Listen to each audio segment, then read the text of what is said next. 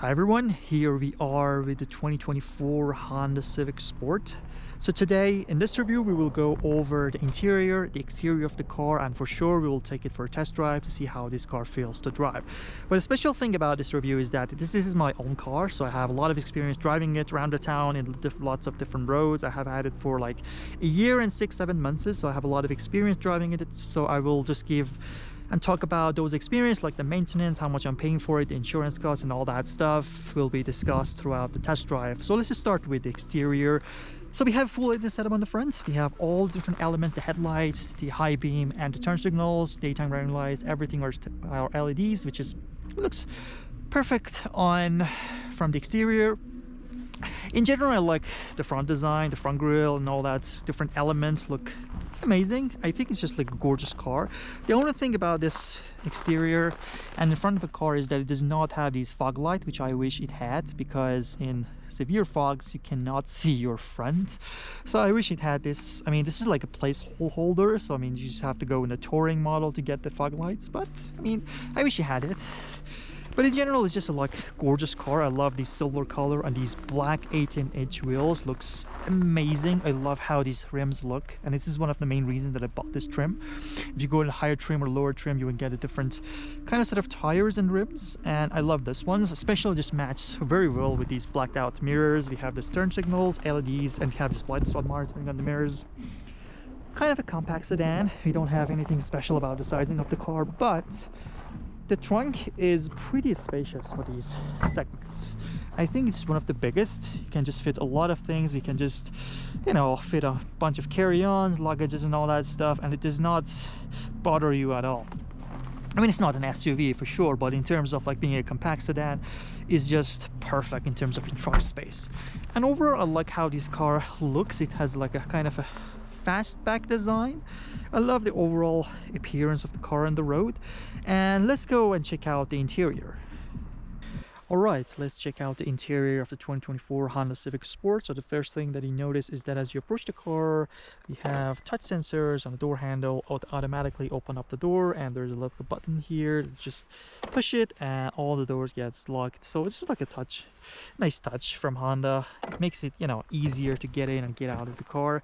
Let's hop inside, see what features it's got. So the first thing that you notice as you approach the car, get inside, is this beautiful Honda Shine, which welcomes you to the car. I love Hondas having this feature. I mean, it's just not something very fancy and luxurious, but having it just gives you a bit of, you know, a sense of, you know, nice welcome to the car. I like it. It's like, it's just better as, you know, it's better than not having such a feature in the car. So this is like a sport trim, like mid trim. We have the touring, this is top of the line. So we are lacking a couple of features like these cloth seat here, which we have like a kind of leather wrapped on the left and right side, like on the edges. But I love these seats being cloth, because in Canada the weather can get very cold, can get, you know, very chilly, and if it's leather, then getting inside the car, sitting on those seats will just make your back feel very cold. So it's better not to have, you know, leather seats. So these cloth seats are not sensitive to like the temperature changes. It just makes it, you know, always constant, and you don't feel or have any kind of issue in like cold weather, hot weather. It's always the same temperature as you get inside the car, and you have like heated seat on the front, so you won't have any issues in the winter. If it was like, you know, leather, it would be, you know, a little bit more challenging to get inside the car and just, you know, sit here when the seats are just extremely cold, and could be a little bit painful, I guess. Anyways, we have these, you know, manual seats on both sides. On the top of the top trim on touring, you get to click power seats for the driver's side, but I mean, I'm okay with that. I don't really care. This is like the mid trim, and this is not a big deal. You just set it once and it drive forever. You don't need to change it all the time. So let's just fire up the engine to see the gauge clusters. So on Hondas, on the Civic, we have these half digital, half analog clusters. So for the speedometer, we have this on the right side, which this one is just in analog, and on the left side, we have the digital, which is around like 7 inches. And you can just have a lot of different things here, like your range and fuel, like your fuel economy and all that stuff. And you can also have the speed and time, driver attention, seat belts, like who has their seatbelt on or not, maintenance, a lot of different things. But I don't think it's just like super configurable like in some products like Hondas and Kias. You can just a lot of different options, and it's fully digital like Kia K4 or Hyundai Elantra. These are like better in terms of like tech, especially for the gauge cluster. But I mean, if it's just not a big deal for you, then this one is just super fine. It's very sharp, very smooth, and you have a little bit of configurations there, but not a lot.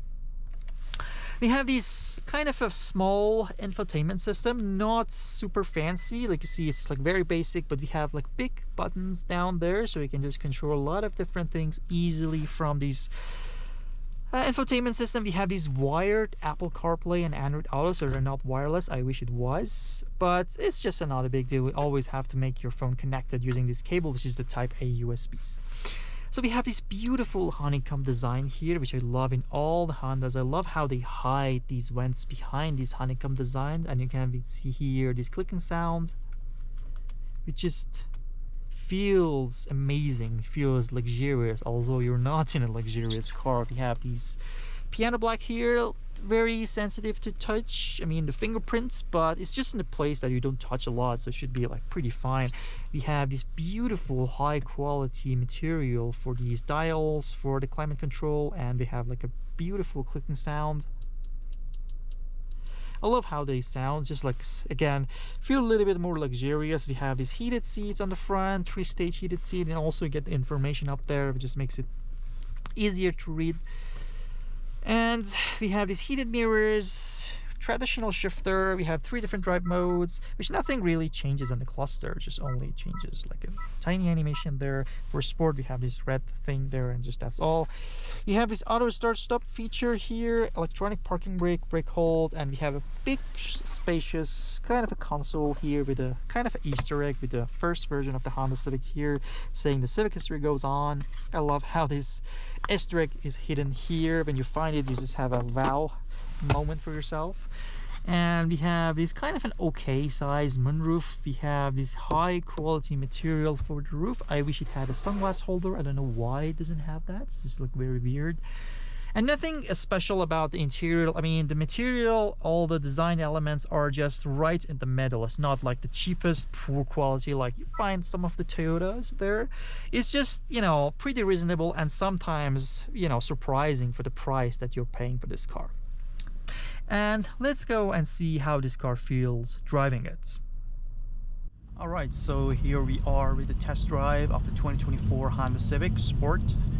So we'll start with a bit of city driving, as this car's name suggests. This is made for basically city driving in general. And for the purpose that it was built, it's just a very smooth, easy to handle, easy to manage, and easy to drive car. Actually, it's just very smooth to reach to, you know, city speeds like 0 to 60 kilometers, 0 to 70. You don't feel any, you know, pressure or any, you know, lack of power when you want to reach those speeds. And it's just like very easy, very quick to reach those speeds. I mean, the engine on this car is like a 2-liter naturally aspirated, so it has around like 158 horsepower and 138 pound-feet of torque. So it's not a lot of torque and horsepower figures. It's not very impressive, but it does the job for the city driving and getting up to the highway speeds. I had this car for around 28,000 kilometers, and I never had any issues driving this car around the town, getting up to speed. You don't feel any you know, lack of power, or the car is struggling actually to reach those speeds. You rarely see the, you know, tachometer going above 3,000. It's usually less than 250,000 to just, you know, keep the car efficient and keep the actually like the fuel economy efficient and all. And also the brake pedal feel on any other Hondas, and also this one is just very good, very responsive. You know, you exactly know how to stop this car very smoothly and very, you know, in a calm way. You don't, you know, you're not confused on how to brake properly to stop this car, and you feel always comfortable driving this car, since you know that the brakes are just very, you know, precise. And you know, in general, like, it's just a perfect fit for this car and the size of this car. I mean, the brakes are 10 out of 10 on this car. Very smooth, very sharp, very easy to stop the car.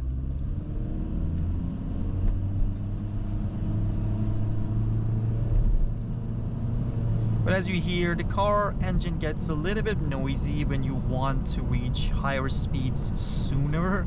So you just have to push a car, and as these, you know, revs goes higher, the engine becomes a lot noisier. Sometimes becomes super annoying, especially when you just rev it higher to 5,000 or 6,000. Then just very annoying, I can say. Like, it's just something you know, can't bear sometimes. We will see that on the hybrid driving in a moment. Right now, how noisy this car can get.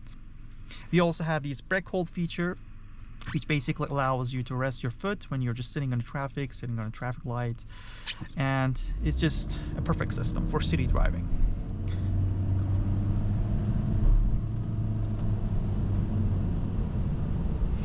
The Honda also offers this green guy over there on the dash, I mean on the gauge cluster, showing you how efficient you're driving. Basically, if it turns green, meaning that you're just driving efficient. But if I just, you know, push my foot on the gas, it will turn, I mean, just it will go away, showing you that you're not driving efficiently. I mean, it's just a nice touch from Honda. I think all the Civics up from 2016-ish had this feature. It's just a kind of an efficiency indicator, showing you how good or bad you're driving in terms of your fuel efficiency, which is nice. I like it on Hondas.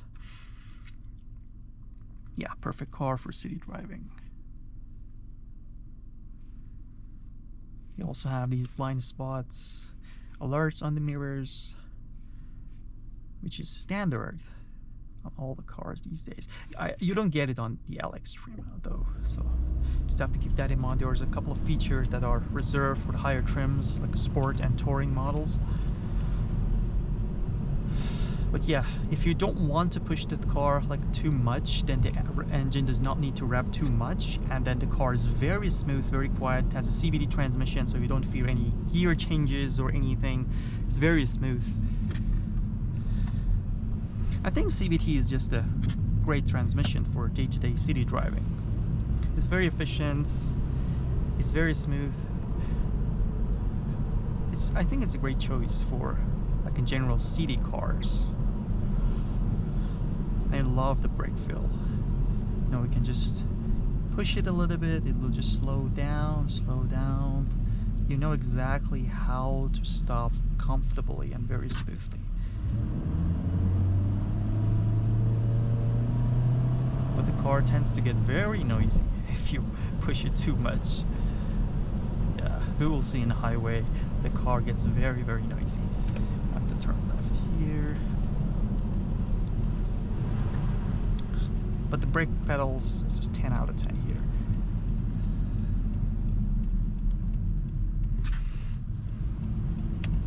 So we're getting on the highway just to check how the car performs to getting up to highway speeds.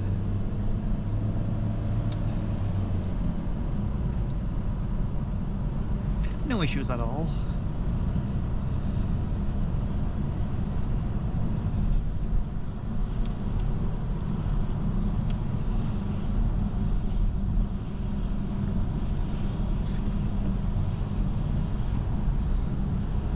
We also have these pedal shifters, which we will test in a sec.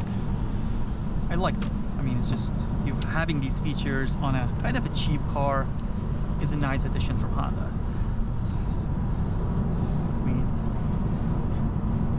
you don't find them on Toyotas. Just clean up the windshield.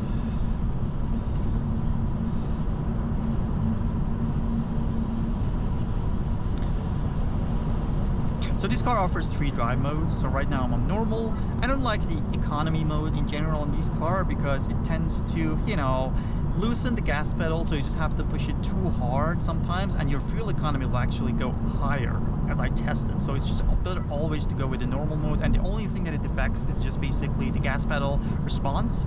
But if you just put it in the sport mode, then the car rev will never go below 3,000, which makes the car really on the edge, really ready to go up to speed. Although the engine is not super powerful, so you don't expect it to go and be very fast.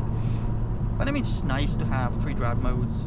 And the good thing about these drive mode is that on the sport mode, the car completely turns manual. So I just shifted to 4 now, and it will not change the gears. I mean, the simulated gears, unless I shift up to 5 and down to 6 and to 7. It simulates basically 7 gears. So the downshift, 5 and 4 are very snappy, because it's just basically simulating gears, right? There's no actual gears, but I like having these like, you know, power shifters. Now we are in 4th, and then we go 5. I mean, it's just very fast response. But the pedals, I mean, the paddle shifters are just plastic-ish. They don't really feel nice like in other sports cars, but this is like an economy car. You don't expect it to be metal, right?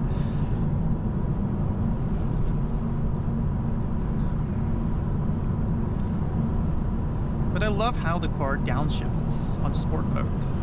I mean, you always have to use the paddle shifters. If you go to the sport mode, the M will stay there unless you change the drive mode. So right now I'm sport mode. As I change it, this M will go away and the car turns to the kind of a manual mode. In this mode, if you just shift, like right now I just shifted, you see, as you just leave it for a couple of seconds, it will go into the drive mode. It will shift for itself. But the only thing is that on sport mode, you just have to do it yourself. So as you see, after a while, it will turn into the automatic kind of a drive mode. But in the sport mode, you should just always shift yourself if you do it once. So it turns manual, and you have full control over the transmission. It's tiny transmission CVT. I mean, the response is nice. It's nice to have these paddle shifters, but at the same time, you're just basically shifting nothing. You're just simulating stuff. But I love having them. The response is amazing. So let's just put it back in a normal mode. This car offers a lot of safety features. The one that I love the most is this lane keeping assist. It's just a push of a button and the car keeps itself in the lane. So I'm not touching the steering wheel, not touching the gas pedal. We have this adaptive cruise control. And as you see, we have kind of a mild turn here. The car is working very well, keeping itself centered in the line. I'm not touching anything. So in long drives, it just makes it really, really easy to keep the car in the lane. So you don't basically need to do anything, but it just keeps asking you to hold the steering wheel. Which basically, if you just turn it a little bit, just a little shake on the steering wheel, will just, you know, it will go away and you can just keep driving hands-free-ish. I mean, it's just nice to have it on a cheap car like a Civic. And I tested it for 28,000 kilometers. Never ever had any issues, any errors with this system. I love it. But just driving hands-free right now. It also offers these lane departure assist as you just go over the lanes. Let's see if we can just test it out. So right now I'll just turn it off. If I just go over the lane a little bit, you see it will just didn't detect. Let me just turn this off. It's just a little bit tough to do it here. I'll just test it as far, not any cars around us. Well, let's just go over this active cruise control and this lane keeping assist. The adaptive cruise control is a little bit conservative. Sometimes, you know, pushing the brake too much becomes annoying from time to time. But in general, no errors at all. Very smooth, very responsive, very accurate. You also have the traffic sign reader showing you the speed limits. So right now it's showing 100 kilometers. But that radar sometimes is buggy. When you have a ramp going on out of the highway, sometimes it reads that. So you're just driving down the highway, it just shows 50 kilometers and you're just wondering what is going on. So it's something that's not always accurate. I tested Toyota Corolla's, this traffic sign reader, it was just much better than this one. But the lane keeping assist and the adaptive cruise control, all the safety features which you can see here, you see like we have all these 3 different things, they are working at their best. For this price tag, they're just perfect. One other thing that I wanted to point out about Hondas is that you have these physical buttons here, but as you change anything, it'll just show in a status here. So you see right now, I'm just changing the heated seats, just showing an indicator here also for different modes of these, like climate control. You see the mode are changing here, or if you just change the temperature, the fan speed, you see the temperature is changing here. It just makes it very, very easy to work with this car, and I love it. You don't even need to look at here, just look at the display and you know how, you know, how much, you know, how did you change the temperature, what mode it's in, how, you know, what level of heated seat you're on. It just makes it very, very, very easy to use for anyone. And the radar just, it works amazing. Like every single time there, it's perfect. This Civic is just a complete package. But asking you to put your hand on the steering wheel.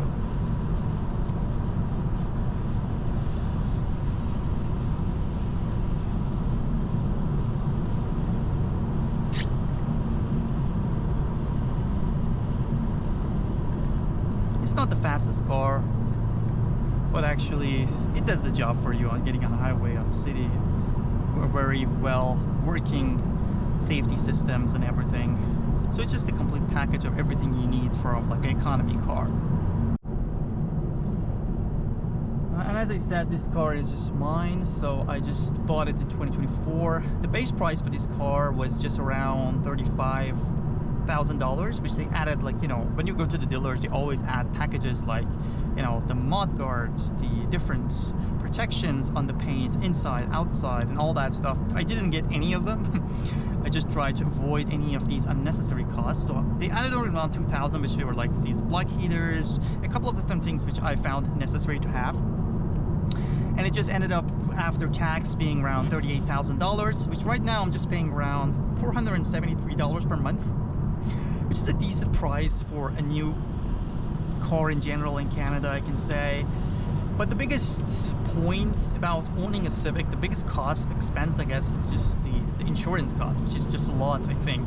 I'm just right now paying around $330 for the insurance, which I think is a lot for a car of this price.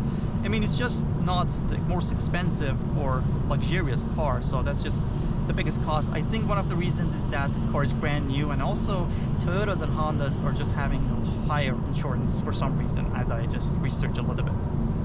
But no maintenance issues at all. I just did, you know, just regular oil changes, which are on like 160 bucks. I did last time, they did like brick, you know, services, which was, you know, made it around 400 bucks, but that's just once in a while, right?